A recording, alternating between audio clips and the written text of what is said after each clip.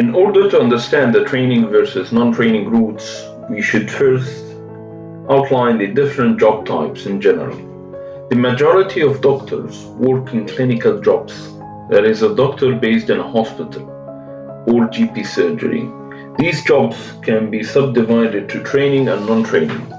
To start with, both jobs have the same working hour duties.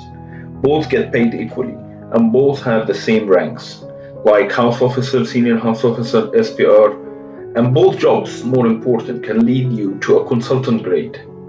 If you get it via a non-training pathway, you are said to have gone through the CSER pathway, or the Certificate of Eligibility of Specialist Registration, whereas the training jobs get you to a consultant post via the CCT pathway, which is the Certificate of Completion of Training. The main difference is the fact that the training jobs are much less in number and have a rather demanding selection process. National trainees, in return, receive a comprehensive training system that enables them to progress and achieve clinical, academic, and practical competencies to be eligible for consultant jobs. Non-training jobs, on the other hand, depends on your personal efforts to achieve progress, as these jobs are mainly service jobs. This is more evident in surgical specialties and to less extent in medical specialties. Please note, some centers have reputation of good training programs, which includes both trainees and non-trainees. Non-trainees will eventually achieve the required competencies, but there is no fixed time frame and variable level of training along their career. On the other hand, obtaining training jobs requires a considerable amount of time and effort. You need to familiarize yourself to the selection criteria and then plan how to collect the required points.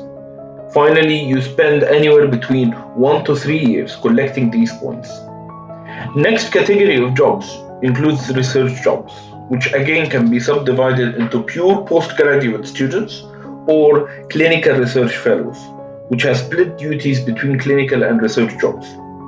The setup of a PhD or a master's study involves a lot of steps, including identifying the subject, getting supervisor approval, obtaining the ethics committee approval, preparing the initial dissertation, paying the fees, which ranges between 10 to 30,000 pounds. Sometimes people tend to apply for scholarships and grants. The other option is applying for clinical research jobs. The advantage of this route is it makes the mentioned steps easier. For instance, the topic will already be determined. The supervisor is one of the department's consultants who happens to be a professor as well. The fees gets paid partly from your salary. The hospital is usually a university hospital. The salary is definitely more than the scholarship salary, but less than the clinical fellow salary, of course.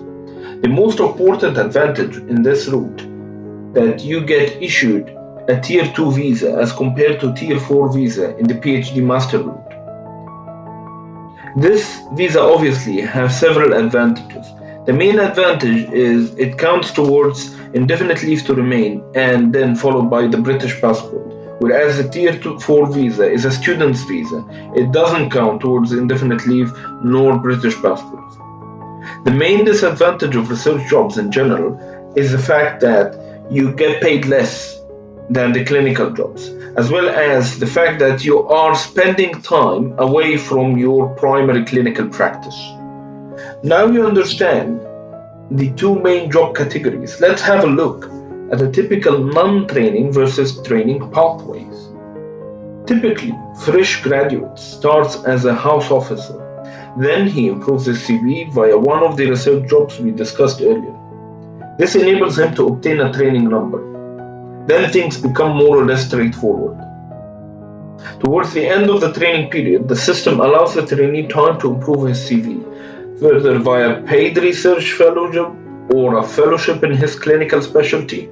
Eventually, the trainee applies for a consultant job after fulfilling the required competencies. On the other hand, the non-training pathway starts equally the same as non-training house officer. Then it's up to the doctor to improve his skills and qualifications to be eligible for an SPR job. Following that, again, you work hard to improve your CV obtain skills and qualifications to become a specialty doctor.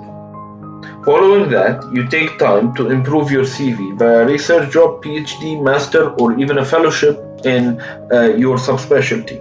Finally, you then obtain a consultant job. The first pathway, as we said earlier, is called the CCT pathway, the Certificate of Completion of Training, whereas the second pathway is referred to as the CSER pathway, or the Certificate of Eligibility of Specialist Registration. Finally, there are other jobs which we can discuss in a later video. Such jobs include MTI, Medical Training Initiatives, or academic jobs, or even clinical pathology jobs. I hope I managed to shed some light on this rather intricate topic. Please feel free to subscribe to our YouTube channel to get regular updates of future videos. Thank you.